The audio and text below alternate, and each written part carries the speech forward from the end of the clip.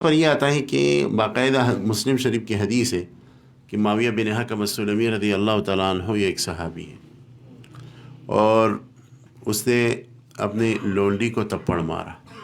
پھر بہت اس پر ناراض ہوئے، پشیمان ہوئے، تو پیغمبر علیہ الصلوۃ والسلام کے پاس آئے.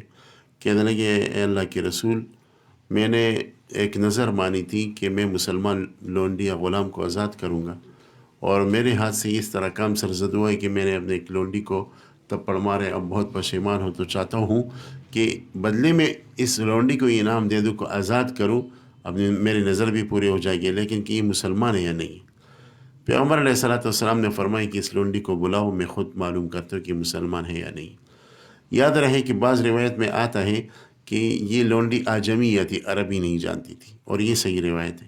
بعض روایت میں آتا ہے کہ یہ لونڈی خرسا تھی، یعنی گونگی تھی، لیکن یہ روایت تھوڑی ضعیف ہے. بہرحال وہ پیغمبر علیہ السلام کے سامنے بلائی گئی. تو مسلم شریف کی حدیث کے الفاظ یہ ہے کہ رسول اللہ نے پوچھا این اللہ، اللہ کہاں ہے؟ تو جواب میں اس نے کہا فی السما. تو اس سے غیر مقلدین حضرات نے استدلال کیا کہ دیکھیے پیغمبر علیہ السلام نے باقاعدہ اینا کا سوال کیا، اور جواب میں اس نے فی السما کا عقیدہ بیان کیا. تو اس سے معلوم ہو رہا ہے کہ اللہ تعالیٰ اوپر آسمانوں ہی میں ہے. ٹھیک ہے نا؟ سب سے پہلی بات تو یہ ہے، اس حدیث کے متعلق یہ سمجھیے کہ یہ حدیث روایت بالمعنی ہے.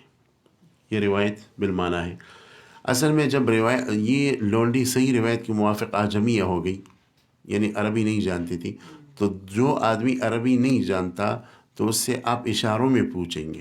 تو پیغمبر علیہ السلام نے اس لونڈی سے ہی پوچھا تھا، میری طرف دیکھیے، یعنی ایک وحدہ لا شریک کے قائل ہو، تو اس سے جواب میں کیا کہا؟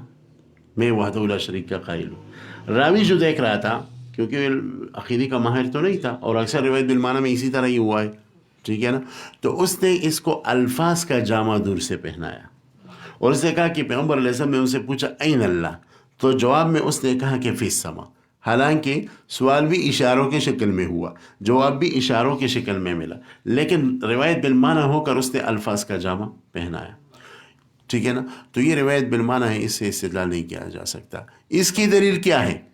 اس کی دلیل اس بات کی یہ ہے کہ یہی روایت جو مسلم شریف کے اندر ہے، موطا امام مالک میں بھی صحیح سند کے ساتھ نقل ہے.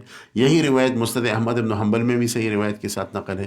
وہ الفاظ یہ ہے کہ یہ جو لونڈی پیغمبر علیہ السلام کے سامنے پیش گئی، تو پیغمبر علیہ السلام نے اس سے پوچھا کہ من ربک، یہ الفاظ ہیں وہاں. اس نے جواب میں کہا کہ ربی اللہ. اچھا، دوسری حدیث میں یہ الفاظ ہے کہ اتشہدین اللہ الہ الا اللہ. اس نے جواب میں کہا لونڈی نے کہ اشہد اللہ الہ الا اللہ. اور پھر کہا پیغمبر علیہ السلام نے اتشہدین انی رسول اللہ، اس نے کہا اشہد انک رسول اللہ. تو وہاں یہ الفاظ ہے. ان الفاظ سے پتہ چل رہا ہے کہ یہ روایت بالمعنی ہوا ہے. تو بعض راوی نے ایک انداز سے نقل کیا، دیگر راوی نے دوسرے انداز سے نقل کیا. تو اس لیے ان الفاظ سے جو پیغمبر علیہ السلام کے منہ مبارک سے اور زبان مبارک سے نکلی نہیں ہے، تو ان الفاظ سے استدلال نہیں کیا جا سکتا. یہ حدیث روایت بالمعنی ہے، اور اس میں اضطراب ہے لفظ میں. اس کے لیے میں نے کچھ حوالے بھی یہاں ذکر کیے. دوسری بات یہ ہے کہ غیر مقلدین حضرات نے جب اس حدیث کو دیکھا، تو انہوں نے اسلام کے لیے معیار بنائے کہ کسی کو مسلمان کرو تو این اللہ کی ذریعے سے سوال کر. بچوں کو سکھاتے ہیں، بلکہ جب وہ جلسوں وغیرہ میں ایک بچے کو اٹھاتا ہے، اس سے کہتے ہیں کہ این اللہ، اس سے کہتے ہیں این اللہ، جواب میں کہتے ہیں فی السما یا علی العرش الرحمن علی العرش استوى. کیونکہ الرحمن العرش استوى یہ آیت پڑھ کر وہ یہ تاثر دینا چاہتے ہیں کہ استوا سے مراد جلوس ہے. یہ نہیں کہ استوا متشابہات میں سے، اس لیے نہیں پڑھتے، اس لیے پڑھتے کہ استوا سے مراد جلوس ہے. تو وہ یہاں تک اس میں جو ہے نا غلو کرتے ہیں.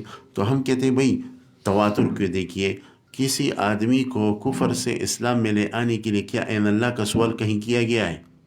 دیگر صحابہ کو دیکھیے، پیغمبر علیہ السلام کو دیکھیے، رسول اللہ نے جب بھی کسی کو مسلمان کیا تو شہادتین سکھائے نا.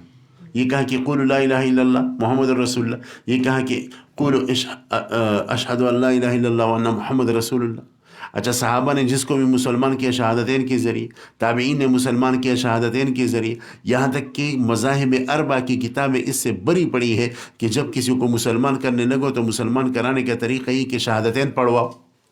یا یہ کہیں آیا ہے، آپ سے میں پوچھ رہا ہوں، یہ کہیں آیا ہے کہ اس سائل کو کہا گیا ہو فقہ کی کتابوں میں کہ بھئی اس سے پوچھو کہ این اللہ، تو پھر اس کو سکھاؤ کہ اللہ فی السما، یہ کہیں آیا ہے؟ تو یہ متواترات سے بھی خلاف ہے، یہ متواترات سے بھی خلاف ہے، کیونکہ یہ روایت بالمعنی ہے۔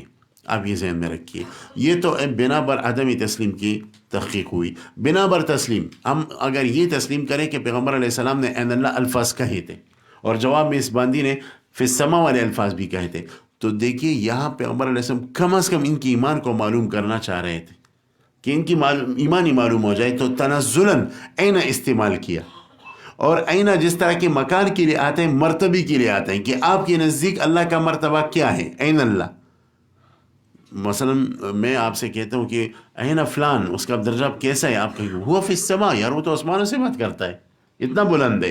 تو یہ آئینہ مرتبے کے لیے، آئینہ جس طرح مکان کی سوال کے لیے آتا ہے، مکانت کی سوال، مرتبے کی سوال کے لیے بھی آتا ہے، تو یہاں بطور مرتبہ کے پیغمبر علیہ السلام نے اس اباندی سے پوچھا، اور تنزلاً اس کی ایمان کو فقط جو ہے نا معلوم کرنا چاہ رہے ہیں، تفصیلات معلوم کرنا ان سے مقصود نہیں تھا، کیونکہ وہ اعجمیہ تھی، زیادہ بات کی گنجائش نہیں تھی۔